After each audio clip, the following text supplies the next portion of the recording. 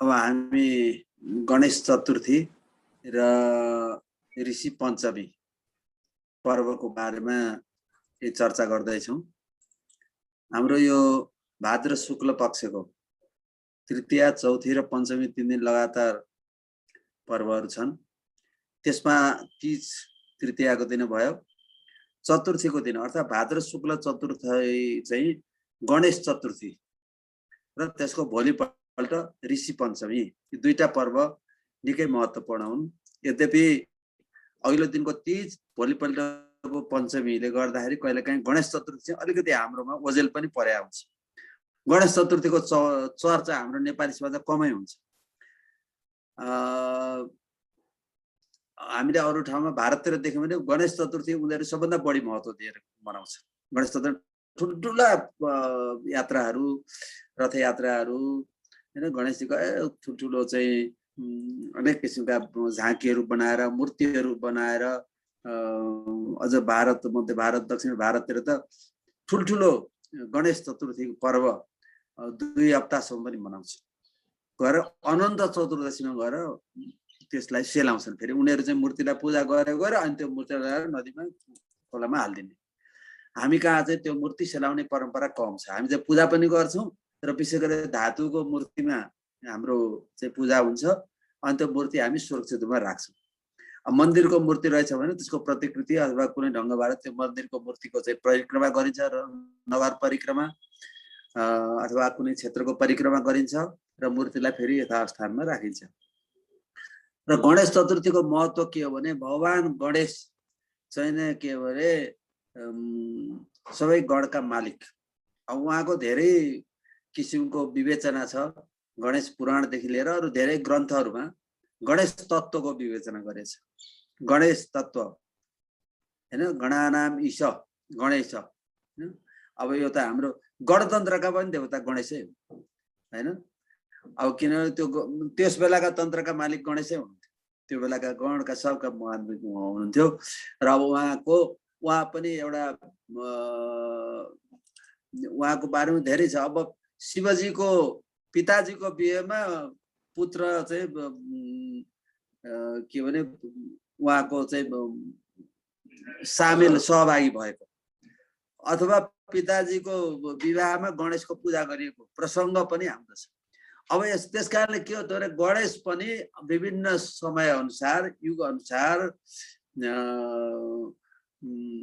के हुनुहुन्थ्यो भने उहाँले पनि एउटा अवतार लिनुहुन्थ्यो, आफ्नो स्वरूप फेर्नु हुँदो रहेछ।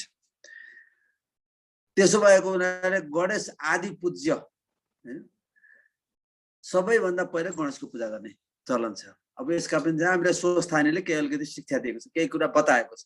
अब आजभोलि मानिसहरू त्यसलाई व्यङ्ग्य गरेर गणेश परिक्रमा भन्छ नि, गणेशले चाहिँ घुमेको भरमा चाहिँ फल पायो। दुनियाँभरि घुमेर आउने, उडेर आउने, सब बुझेर आउने कुमार चाहिँ पछि पर्यो। त्यस कारण गणेश पद्धति पनि भन्छ। त्यो होइन, चिन्नेले चाहिँ उहाँले के भने शिव र पार्वती नै हो त सबैभन्दा महान शक्ति र तत्त्व त उहाँलाई परिक्रमा गर्छ, उहाँलाई आराधना गरेपछि पुग्छ भन्ने उहाँले कुरा त्यो यथार्थ ज्ञान गर्नुभएको थियो। त्यस कारण उहाँले गणेशले शिवजीको परिक्रमा गर्नुभयो, पार्वतीको माता पिताको परिक्रमा गरेपछि पुत्रलाई सबै कुरा उपलब्धि हुन्छ। यो शिक्षा पनि अब त्यो त स्वस्थानीमै सङ्केत गरेको छ। तर उहाँ रिद्धि र सिद्धिका मालिक भनेको छ। भने उहाँ चाहिँ फेरि विघ्नहर्ता। कुनै पनि काममा सबभन्दा पहिला किन विघ्न बाधा पर्छ भने गणेशको पूजा गर्छ, विघ्न हटाइदिनुहुन्छ। अर्कातिर उहाँ विद्यादाता, विद्या दिने पनि गणेश, रिद्धि दिने पनि गणेश, सिद्धि दिने पनि गणेश। यस्ता गणेशका धेरै तत्त्व छन् र उहाँ चाहिँ एउटा ज्यादै शक्तिशाली देवताको रूपमा उहाँको पूजा हुन्छ। र त्यसो हुनाले कुनै पनि काम गर्दाखेरि हैन हामीले गणेशको पूजा गर्नुपर्छ। गणेशको पूजाबाट नै सबै किसिमको लाभ हुन्छ। कलौ चण्डी विनायक हो भन्ने पनि शास्त्रले भनेको। कलियुगमा अर्थात् वर्तमान युगमा पूजा गर्नु भने कसको पूजा गर्दा छिटो फल प्राप्त हुन्छ भने कि त महादेवकै गर्नु पर्यो कि दुर्गाको र गणेशको पूजा हुन्छ।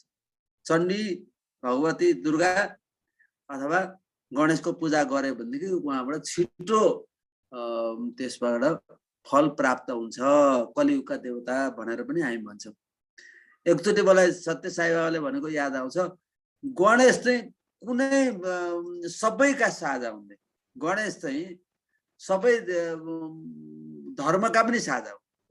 त्यस कारणले हाम्रो यहाँ हामी त सनातनीहरू त वैदिक बौद्ध यी सबै हाम्रा परम्परा हुन्, हामी फरक होइनौँ भन्छौँ।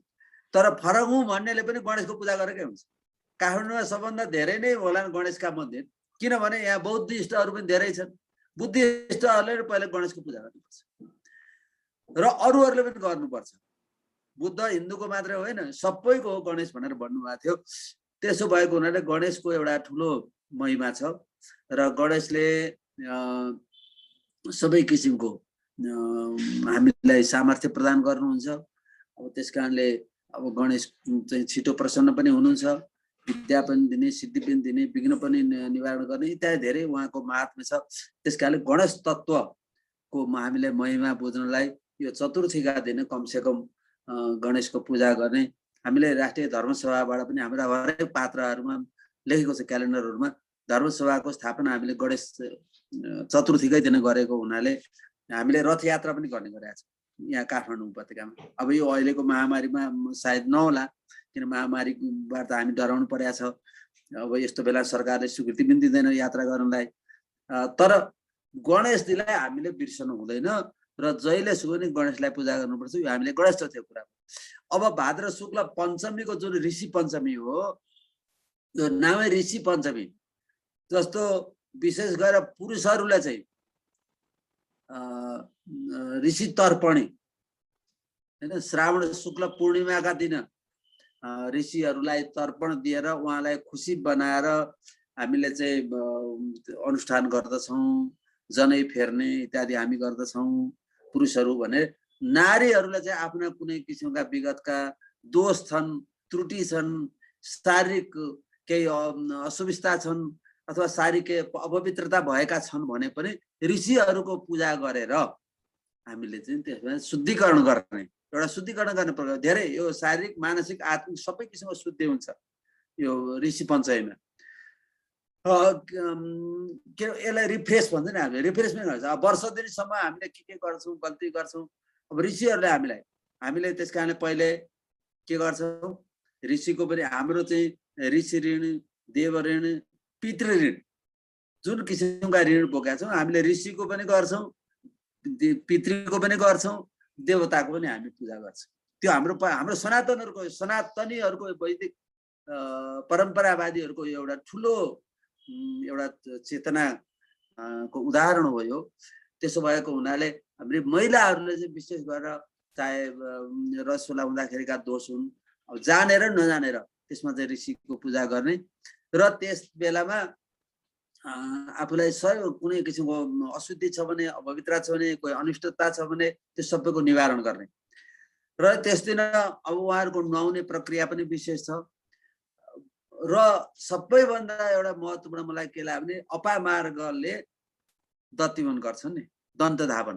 अपामार्गको चाहिँ के रहेछ भने अपामार्गलाई वेददेखि हाम्रा धर्मशास्त्रहरूले पनि यस्तो चिज मानेका छन्, त्यो आयुर्वेदले पनि, किन सबै रोगलाई नाश गर्नलाई सबभन्दा माथि, सबभन्दा क्षमता राख्ने, सबभन्दा शक्तिशाली रोग निवारक कुनै वनस्पति छ भने अपामार्ग होइन।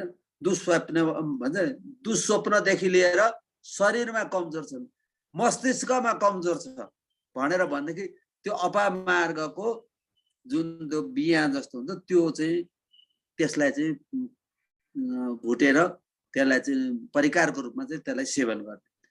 मानिसहरूको मस्तिष्क पनि त्यसले चाहिँ ठिक गर्छ। दाँतको त कुरै भएन, घाउ चोट सबैभन्दा घाउहरू निको पार्नेमा त्यसलाई चाहिँ किणी भन्छ, त्यसलाई संस्कृतमा एउटा शब्द, धेरैवटा शब्द छन् होइन। हाम्रो अमरकोशमै पनि होला, अमरकोशमै पनि छ।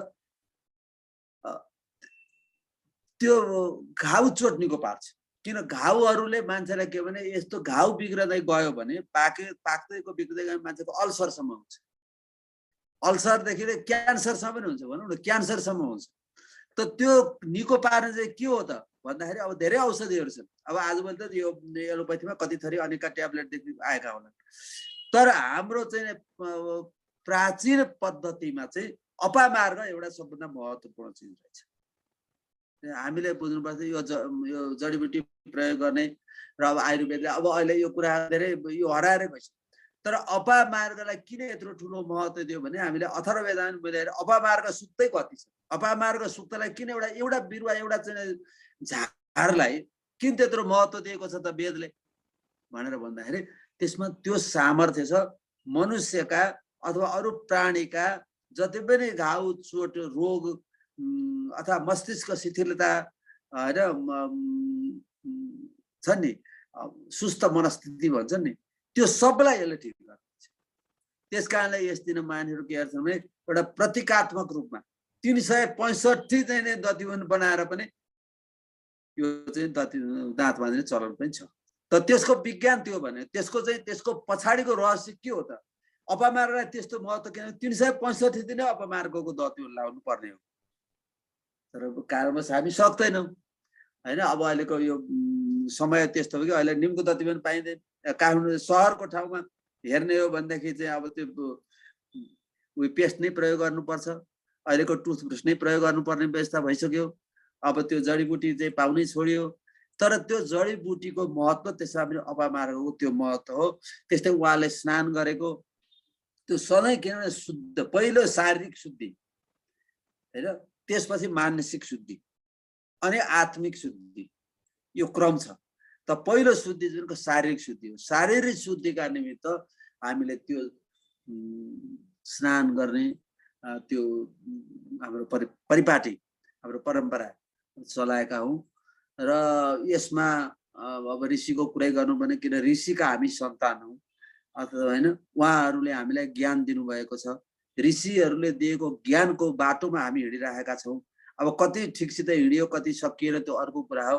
तर ऋषिको आर्ष ज्ञान त्यो कहिले अकाट्य ज्ञान हो। ऋषिले दिएको ज्ञान अकाट्य हो। चाहे पिपलमा पूजा गर्नुहोस् भनेर, चाहे गाईको चाहिँ सम्पूर्ण अङ्गमा देवता छन् भन्ने कुरा हो, चाहे चाहिँ गोमूत्रको कुरा हो अथवा पञ्चगव्यको कुरा होस् अथवा हाम्रा चाहिँ सूर्य चन्द्रका कुरा हुन्, अग्निका कुरा हुन्, जुन हाम्रो चाहिँ ऋषिहरूले बताउनुहुन्छ।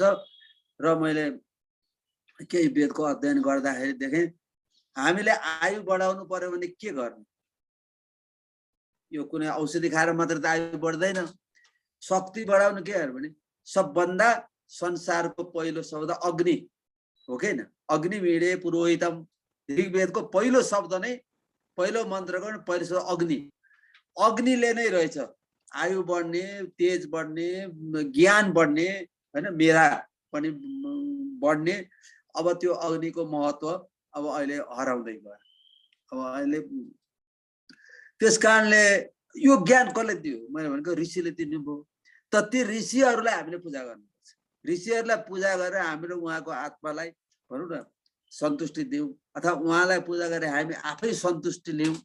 त त्यसबाट हामीलाई के हुन्छ भन्दाखेरि हाम्रो जीवनको बाटो चाहिँ सुध्रेर अगाडि हामी जान सक्छौँ। त्यसो भएकोले हामीले ऋषिलाई पूजा गर्ने, त्यसैले यसको नाम ऋषि पञ्चमी रहेको हो। र ऋषि पञ्चमीका दिन अझ सकिँदै त मध्याहमा समय पूजा गर्नुपर्ने हो। त जसरी पनि त्यो दिन पूजा गरेर ऋषिहरूप्रति कृतज्ञता व्यक्त गर्ने र उहाँहरूलाई सन्तुष्ट गर्ने, उहाँलाई सन्तुष्ट भनेको आफै सन्तुष्ट हुने र हामीले उहाँहरूले देखाएको बाटोमा सद्मार्गमा हामी हिँड्न सकौँ भन्ने एउटा प्रेरणा लिने दिन हो। र नारीहरूको लागि विशेष खास दिन मानिन्छ। र अब तीदेखि पञ्चमीसम्म जुन पावन पर्व छन् हाम्रो समाजलाई जोड्ने एउटा हाम्रा विभिन्न भेगका, विभिन्न क्षेत्रका, विभिन्न ठाउँमा पुगेका व्यक्तिहरूलाई एक ठाउँमा ल्याउने अनि प्रेम सद्भावना बाँड्ने यो अवसर हुन्। र ऋषि पञ्चमी पनि हरितालिका तीज को भन्दा ऋषि पञ्चमी एक प्रकारले कुनै ढङ्गबाट पनि कम महत्त्व छैन, महत्त्व अझ बढी छ। एक प्रकारले उहाँले एउटा शिक्षा दिएको छ भने यसले चाहिँ जीवनलाई कसरी शुद्ध, कसरी पवित्र बनाएर कसरी चाहिँ हामी असल बाटोमा लाग्न सक्छौं भन्ने प्रेरणा ऋषि पञ्चमीको दिनले दिन्छ। अब यसमा पनि अब धेरै अब ग्रन्थहरुमा दान धर्मका कुराहरु पनि लेखिएका छन्। अब त्यतापट्टि हामी धेरै त्यो व्याख्या गरिरहनु पर्ने म आवश्यक देख्दिन, त्यो आफ्नो हैसियत अनुसार गर्ने। तर सबैभन्दा महत्त्वपूर्ण कुरा के हो भने कुनै पनि पर्व होस्, कुनै पनि चाड होस्, कुनै पनि तिथि होस्, त्यसमा हामी चाहिँ भित्रैदेखि श्रद्धासित सहज ढङ्गबाट विकृति र विडम्बनाको कुरा चाहिँ म जहिलेसुकै नै म यसको विरोधै गर्छु, निन्दै गरिरहेको छु र त्यो हाम्रो जीवनमा आउन दिनु हुँदैन। किन हामीले मेलामा, पर्वमा अथवा कुनै चाडबाडमा, कुनै व्रत उत्सवमा हामीले विकृति ल्यायौं भने के हुन्छ, हाम्रो जीवन नै विकृतिको बाटोमा जान्छ। त्यसमा हामी जहिलेसुकै पनि हरहमेशा त्यसमा चाहिँ हामी सतर्क नै रहनुपर्छ। म दिदीबहिनीहरूले मान्ने विशेष गरेर यो जुन ऋषि पञ्चमी पर्व छ, यो सबैको लागि कल्याणदायक होस्, सबैको लागि मङ्गलदायक होस्, सबैलाई हार्दिक शुभकामना।